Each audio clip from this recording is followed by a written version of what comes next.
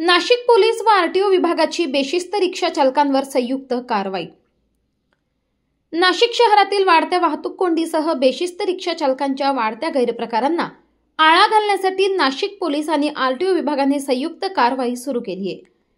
Police आयुक्त संदीप कर्णिक यांच्या आदेशानुसार ही मोहीम गेल्या काही दिवसांपासून संपूर्ण नाशिक शहरात राबवण्यात येत असून अनेक रिक्षांवर कारवाई करत आतापर्यंत 300हून अधिक रिक्षांवर शहरात कारवाई करण्यात आली आहे। पोलीस आयुक्तालयातील प्रत्येक पोलीस ठाण्याच्या हद्दीत बेशिस्त रिक्षा चालकांवर कडक कारवाईचा बडगा उगारण्यात आला आहे।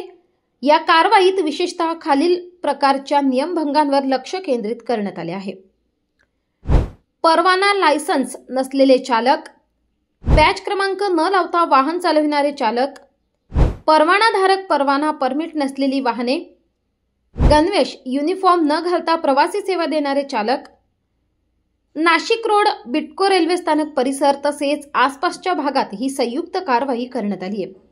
या कारवाई दरम्यान 10 ते 15 रिक्षा ताब्यात घेण्यात आल्या। तसेच 2 रिक्षांकडे आवश्यक कागदपत्रांचा अभाव असल्याने व इतर चालकांकडे लायसन्स व बॅच क्रमांक नसल्याने या सर्वांवर दंडात्मक कारवाई करण्यात आली।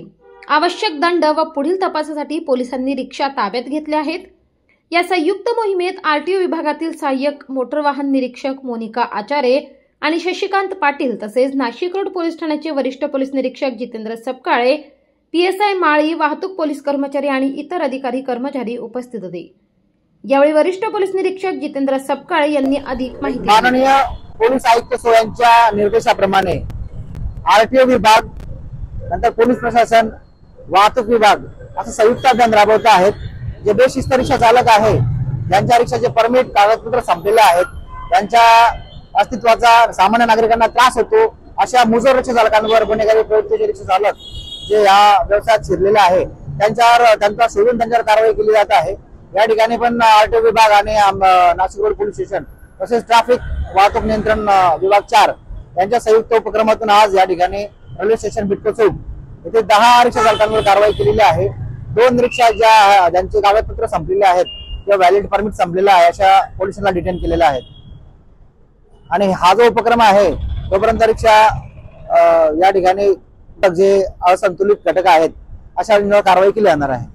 शहरातील वाहतूक शिस्त राखण्यासाठी आणि प्रवाशांच्या सुरक्षेसाठी अशा संयुक्त कारवाया नियमितपणे सुरू राहतील। नागरिकांनी देखील नियमांचे पालन करणाऱ्या चालकांची निवड करावी असे आवाहन करण्यात आले।